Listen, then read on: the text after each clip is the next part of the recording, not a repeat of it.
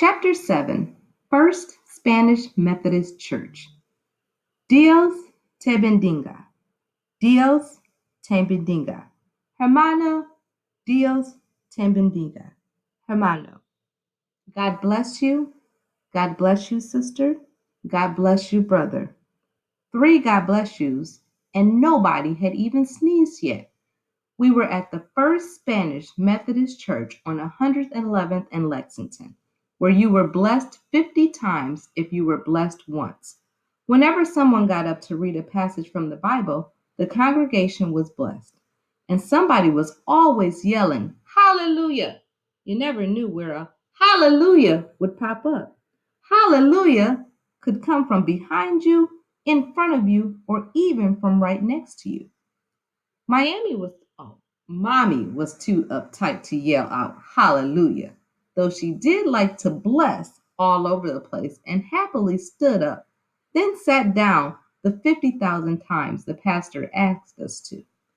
Going to church was not my favorite thing. Same for Abuela. She never joined us. Neither did Pops. His excuse was having to work at the bodega. The pastor was saying, there are changes going on. Not around here, I thought as he spoke. Hallelujah, somebody yelled. Then we all stood up to sing a hymn. After the hymn, the pastor asked us, is there anyone who needs a prayer? 10 people raised their hands, including my mother, who prayed for the same thing every week. Pray the Lord sees fit that we buy our house in the Bronx, Mamie said.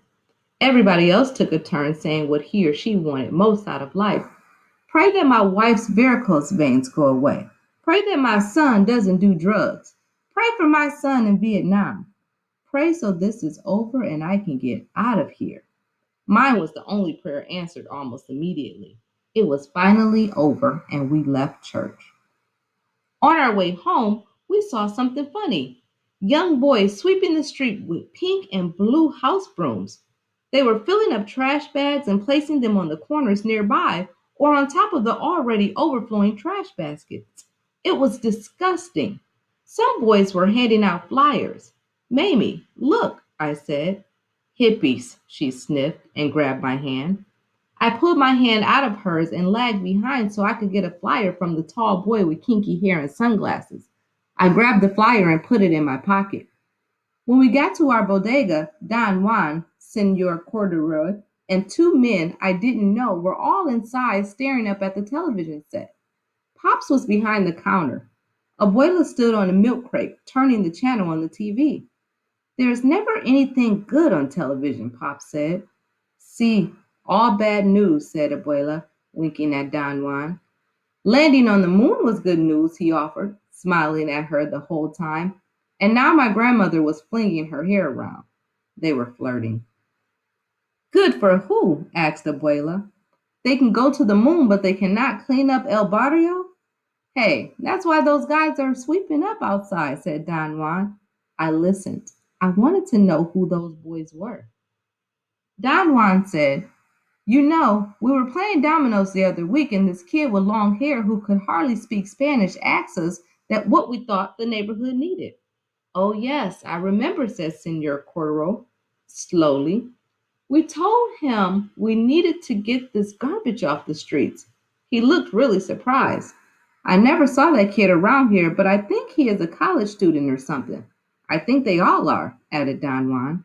College students? What are they studying? Street cleaning? Snapped Pops. Abuela found a news story about Woodstock. Change the channel on those hippies, barked Pops. Wait, I want to see that, Abuela said suddenly.